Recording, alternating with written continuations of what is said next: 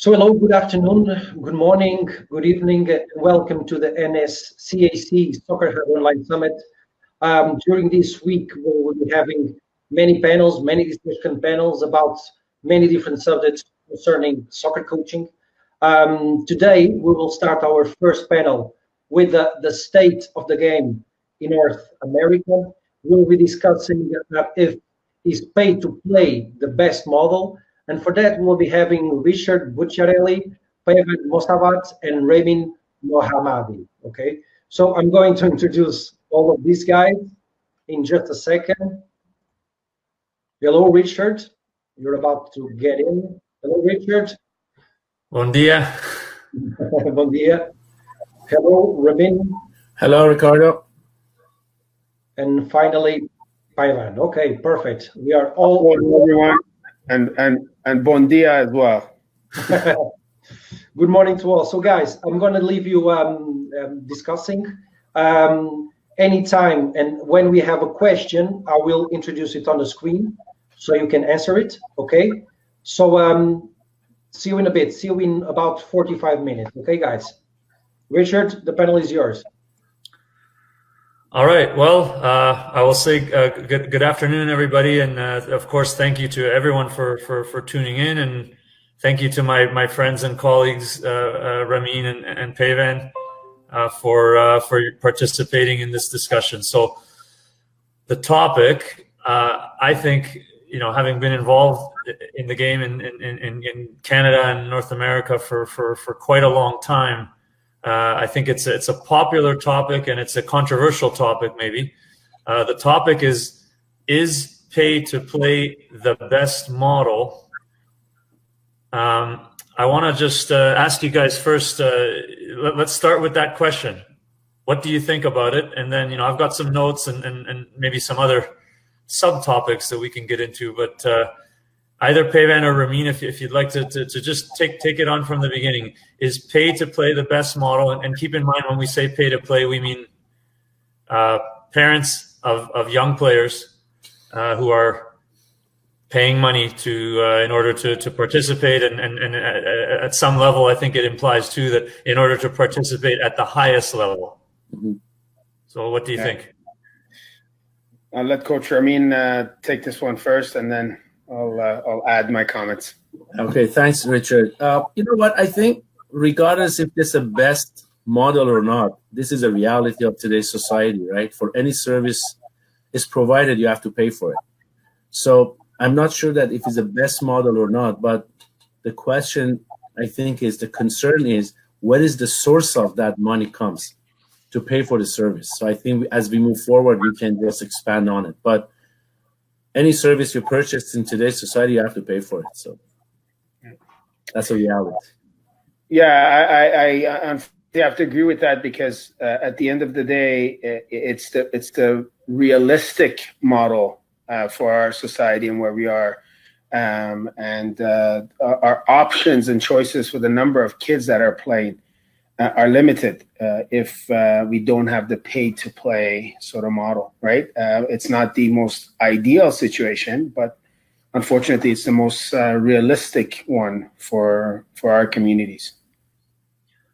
Okay, so maybe if Peyvand, if you want to just elaborate on that a little bit, what you mean when you say realistic. I guess what are you thinking that?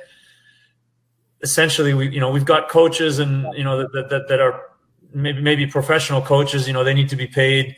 Facilities need to be paid for. All of these things cost money. So when you say realistic, are you speaking more to that end that if there was no pay to play, if it was free to participate, then there'd be no way to afford paying the coaches, paying the facilities, all that? Is that what you mean? Absolutely. These services, like Coach Ramin alluded earlier, they cost, and without a doubt, we don't have enough professional organizations within the game.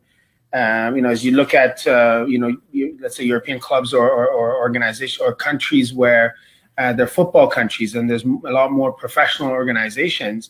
The money kind of filters from top to bottom, right? From those professional organizations that have the money, that raise the money through whether they're professional organizations. But for our organizations and the number of kids that we have playing, it has to be bottom up. Kids need to provide sort of, if they want those services, they need to pay for those services so the coaches can get paid. So, whatever the resources that they're using needs to be paid. So unfortunately, it's not a top to bottom sort of filter, and it's a bottom to top filter. So, we don't have a choice but to charge for those services. At the end of the day, when we look at where is that money going and where it's gone from, from where we were, 20, 30 years ago, even 10 years ago, and what the cost of those services are, I think it becomes, I think that's the controversial sort of topic that we want to talk about, because at the end of the day, what's happening with the fees that these kids are paying, and why has it gone from something that's affordable to something that's not affordable, right? I think that might be a more interesting conversation, because I think it's unrealistic to think that we could go in an environment. Although I will touch up on a community organization that's working hard to provide the same services with a lot less money through membership, et cetera. We'll if there's an opportunity, we could discuss that. I think why the cost is so much and so high now. It's more of a concern to me. Okay, so that's a good point, and I want to just throw that over to Ramin. Can you build on that? Because I think a good question that came out of that is, certainly we can accept that any type of sports program, soccer or otherwise, is going to cost something. Where does the money go? Was what Peyvand had said. So I mean, I know, Ramin, you've spent a lot of time as a technical director and different clubs and in the university game and everything else. So what can you answer that question, or can you give some insight into where does the money go? Richard, I think today we have to be really grateful for what the kids have. Years ago, there was not a lot of indoor facility, fantastic domes, turf, and everything. So was a limited access to sport, but now we have that. The clubs go after it, build it. But again, the question is, everybody go to the doctor here. They get we think that is a free service, but it's not a free service. The money will come from the governing body.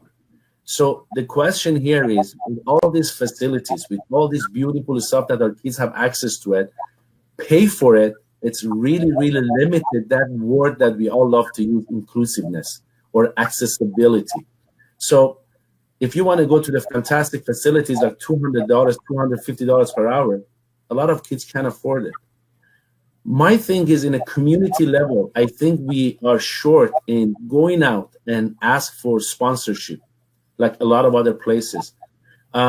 Ask the community businesses to come and get involved. I think the easiest way to go about it is, hey, we have a great service. It's $5,000 a season. You want to come, pay for it if you can. I'm sorry, go to the different level, which is $3,000, it's $2,000, it's $700, and the limited access to the service, to standard. And that's a little bit concerned. So I think if community clubs go out and do more work and put more effort to bring money to the club and subsidize that helps.